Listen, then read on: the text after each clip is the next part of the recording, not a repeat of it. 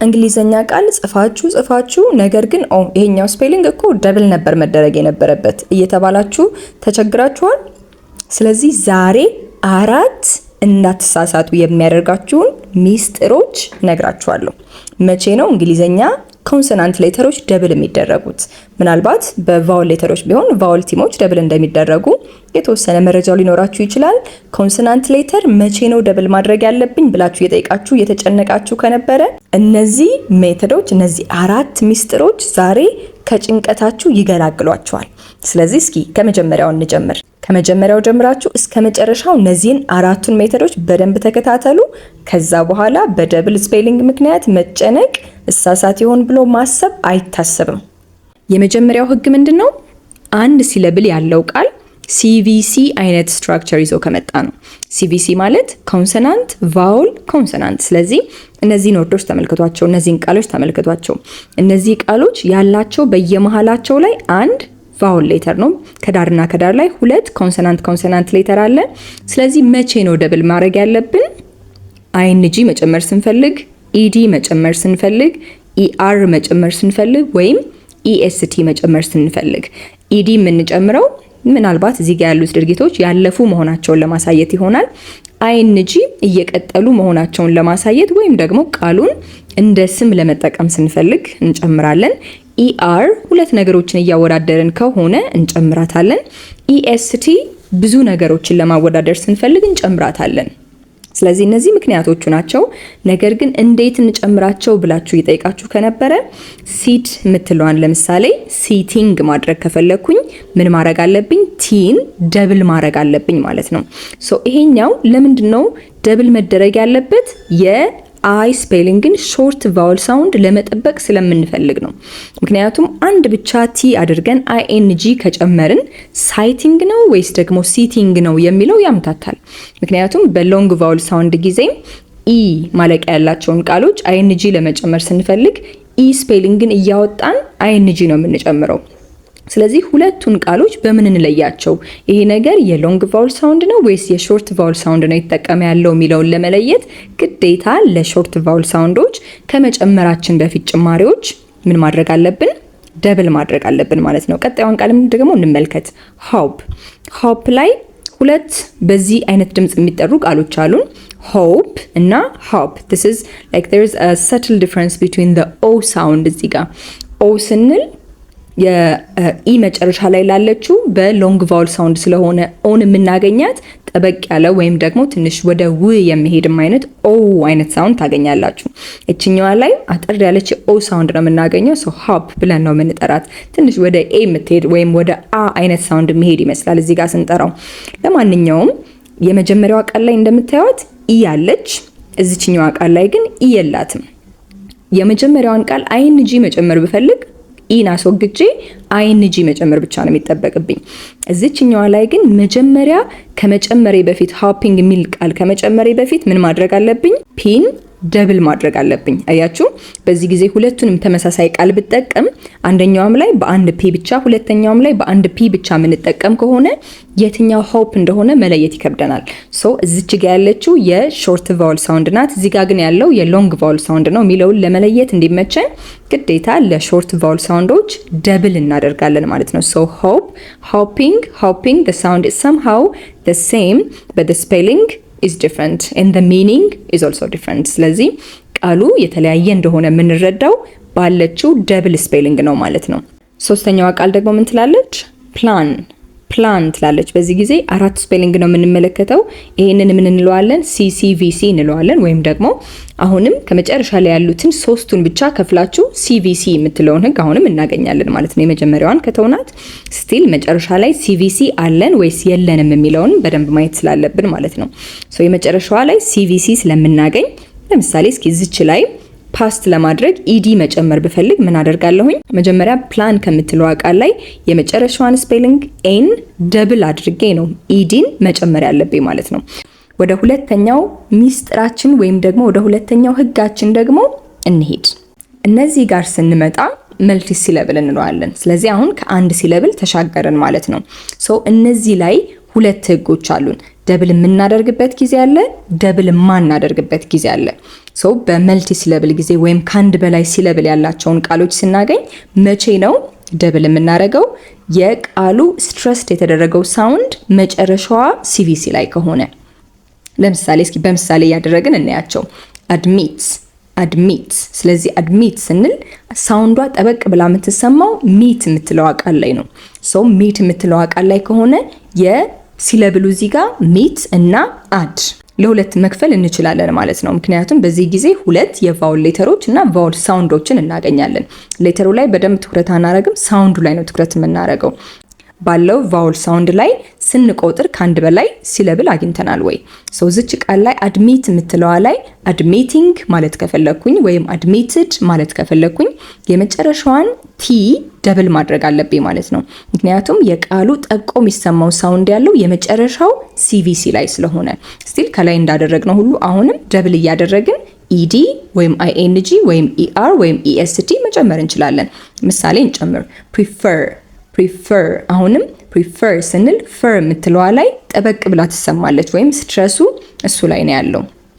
አሁንም ፕሪፈር የምትለዋ ቃል ላይ ፕሪፈርድ ማለት ብፈልግ ፕሪፈሪንግ ማለት ብፈልግ የመጨረሻውን ድህረ ቅጥያ ከመጨመሬ በፊት አር ስፔሊንግን ደብል አደርጋለሁ ማለት ነው። አሁንም ጠብቆ የሚሰማው ሳውንድ መጨረሻ ላይ ያለው ሲቪሲ ላይ ስለሆነ ማለት ነው።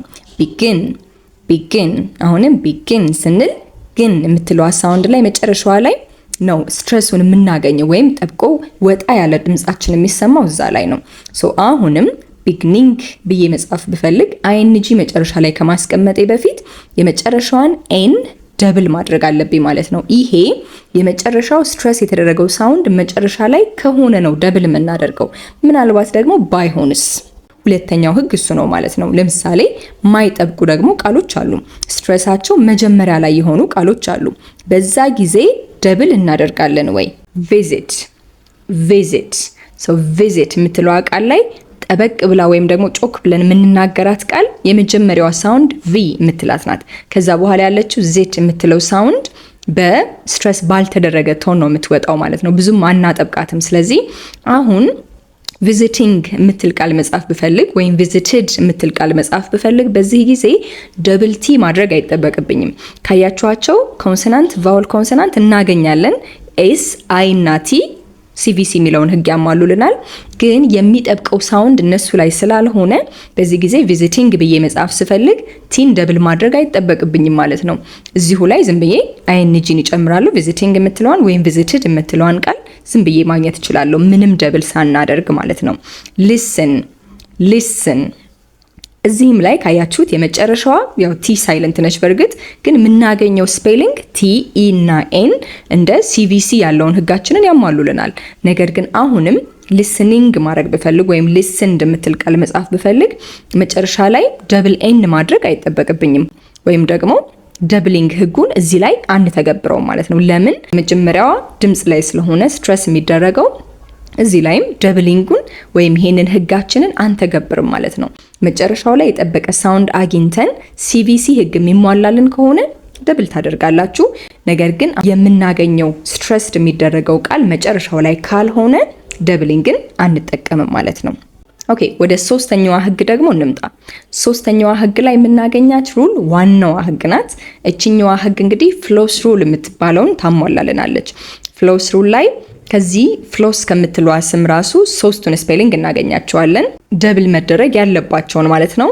ኤፍ ደብል የምትደረግበት ጊዜ አለ፣ ኤል ደብል የምትደረግበት ጊዜ አለ፣ ኤስ ደብል የምትደረግበት ጊዜ አለ። እዚሁም ራሱ ቃሉ ላይ ካያችሁት ኤስ ደብል ተደርጋለች። ስለዚህ ምክንያቱን እንመለከታለን። ሌላዋ ደግሞ ደብል መደረግ ያለባት ዜድ ናት። ስሙ ላይ አልተካተተችም፣ ግን ዜድም ትገባለች ማለት ነው። ፍሎስ ሩል የምንለው ላይ እርግጠኛ መሆን ያለብን አሁንም ቃሉ ባለ አንድ ሲለብል የሆነ ቃል መሆኑን ነው። ያ ማለት አንድ ቫውል ሌተር ከሱ በፊት ያለውን የሆነ ኮንሶናንት ሌተር ሳውንድ ቀይሯል ማለት ነው። ስለዚህ ብዙ ቫውል ሳውንዶችን አናገኝም ማለት ነው። እዚህ ላይ አንድ ቫውል ሳውንድ ብቻ እናገኛለን፣ አንድ ቫውል ሌተር ብቻ እናገኛለን። ለምሳሌ እናያቸው። እነሱም ደግሞ በሾርት ቫውል ሳውንዳቸው ይነበባሉ ማለት ነው። ለምሳሌ የተወሰኑ ቃሎችን እያየን እንዴት ደብል እንደተደረጉ እንመልከት። የመጀመሪያ ቃላችን for example ስታፍ ላይ ኤፍን ደብል አድርገናል። ምክንያቱም ከሷ በፊት ያለችው ኤ አ አይነት ሳውንድ ይዛ ስለተነበበች ማለት ነው። ኤን እንደ ኤ ሳይሆን በዚህ ጊዜ የምናነባት በሾርት ቫውል ሳውንዷ አ ሆና ተነባለች። ስለዚህ ኤፍን ደብል ማድረግ አስፈልጎናል ማለት ነው። ሌላ ደብል መደረግ ካለባቸው ከዚችው ላይ ኤል ስፔሊንግ በጣም ኮመንሊ ልናውቃቸው የምንችላቸው ቃሎች ዊል ፎር ኤግዛምፕል ዊል የምትለው ቃል ላይ ዌል የምትለው ቃል ላይ እነዚህ ላይ ሁሉ ስታዩ አይ ስፔሊንግ እንደ ኢ ሆና ተነባለች። ታችኛዋ ቃል ላይ ኢ ስፔሊንግ እንደ ኤ ሆና ተነባለች። ሁለቱም ሾርት ቫውል ሳውንዳቸውን ተጠቅመዋል። ስለዚህ ኤል ስፔሊንጎች ደብል መደረግ አለባቸው ማለት ነው። በዚህ ጊዜ ሚስ፣ ክላስ በእነዚህ ጊዜ ላይ እንግዲህ ኤስ ስፔሊንግ መጨረሻ ላይ ደብል ሆኖ እናገኘዋለን። ምክንያቱም ሚስ ስንል አይ በሾርት ቫውል ሳውንድ ተነባለች። ክላስ ስንል አሁንም ኤ በሾርት ቫውል ሳውንድ ነው ያለችው። ሰው የመጨረሻዋን ኤስ ደብል ማድረግ አስፈልጎናል ማለት ነው። እሺ እንጨምር እስኪ ደግሞ በዝ ስንል ዜድ ስፔሊንግን መጨረሻ ላይ እናገኘዋለን። ከዩ በኋላ ዩ እንደ እ ነው እዚህ ጋር የገባችው። ስለዚህ አሁንም በሾርት ቫውል ሳውንድ ስለሆነ ዩን እያነበብን ያለ ነው። ዜድን ደብል እናደርጋለን ማለት ነው። ሶ በዝ፣ በዚንግ ስቲል ደብል ዜድ መሆኗን አትቀይርም ማለት ነው። ሶ እዚህ ጋር ደብል ያደረግንበት ምክንያት ምንድነው? ፍሎስ ሩል በሾርት ቫውል ሳውንድ የሚነበቡ ስፔሊንጎች ካገኘንና ኤፍ፣ ኤል፣ ኤስ እና ዜድ እንደ መጨረሻ ድምጽ ሆኖ የሚመጡ ከሆነ ምን ማድረግ አለብን ስለሚል ነው። ደብል ማድረግ አለብን ስለሚል ነው ማለት ነው። የመጨረሻዋ ህግ ላይ ደርሰናል።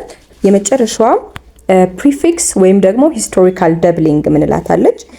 ሰው ይሄ አራተኛው ሩል ላይ ያለው በአጠቃላይ ስለ ሂስትሪ ወይም ደግሞ ስለ ቃሎቹ ታሪክ ነው ማለት ነው። ከየት ነው የመጡት፣ ከየት ነው የተወሰዱት የሚለውን ኦሪጂናቸውን እንዳይረሳ ስለተፈለገ የነበሩትን ስፔሊንጎች ይዘውላቸው መጥተዋል ማለት ነው። ስለዚህ እዚህ ጋር ማድረግ የምንችለው ነገር ምንድነው? እያጠናን ቃሎቹን ማስታወስ መቻል ነው ማለት ነው። እነዚህ ረዘም ያሉ ቃሎች በተለይ ሂስቶሪካል ኦሪጂን አላቸው ከተባለ ልክ እንደ አቴንድ፣ ሰክሲድ፣ ኮሚት አይነት ቃሎች፣ አድሬስ አይነት ቃሎችን ደብል ዲ ለምንድን ነው ያለው? ደብል ኤም ለምንድን ነው ያለው? ደብል ሲ ለምንድን ነው ያለው? ደብል ቲ ለምንድን ነው ያለው? ይሄ ሂስትሪ ነው ማለት ነው። የመጡበትን ኦሪጂን ስላለቀቁ የተዋሷቸውን ቃሎች ህጎች ይዘውላቸው መጥተዋል። ስለዚህ ይሄኛው ሜንሊ ፎከስ የሚያደርገው ሂስትሪያቸው ላይ ነው ማለት ነው። እንደዚህ እያልን እንግዲህ አራቱንም ህጎች አይተናቸዋል። አይ ቲንክ ጥናት ትፈልጋለች። ሌሎቹ ግን ህጎቹን በደንብ እያየን ከዚህ በኋላ ደብል የትኛው ፓርት ላይ ማድረግ እንዳለብን ለማሰብ እና ለማድረግ አንቸገርም ማለት ነው። ይሄንን ይመስላል እንግዲህ ለዛሬ ያዘጋጀውላችሁ 4 ደብል የማድረጊያ ቁልፍ የሆኑ ሚስጥሮችን ሼር አድርጋችኋለሁኝ። ከዚህ በኋላ ትቸገራላችሁ ብዬ አላስብም። ነገር ግን አሁንም ሌሎችም ብዙ ማወቅ ያሉብኝ ነገሮች አሉ። በደንብ አሁንም አቀላጥፌ መጻፍም መናገርም ማንበብም እፈልጋለሁ ካላችሁ ግን በምትመለከቱት ስልክ ቁጥር መደወል ትችላላችሁ። እናንተን ለማስተናገድ ሁሉ ጊዜ ዝግጁ ሆኜ እጠብቃችኋለሁኝ። እንደዚህ አይነት ሌሎች ጠቃሚ የሆኑ ቪዲዮዎች ለማግኘት ከፈለጋችሁ እዚህ ቻናል ላይ ሰብስክራይብ ማድረግ እንዳትረሱ። ያስፈልጋችኋል ብላችሁ ለምታስቧቸው ጓደኞቻችሁ፣ ቤተሰቦቻችሁ ሁሉ ሼር ማድረግ እንዳትረሱ። ይጠቅማችኋል ካላችሁ ሼር ማድረግ ትችላላችሁ። ያላችሁን ማንኛውም ማስተያየት ኮሜንት ሴክሽን ላይ ያስቀምጡልኝ። በሚቀጥለው እስከማገኛችሁ ድረስ መልካሙን ሁሉ መኝላችኋለሁ። ደህና ሁኑልኝ።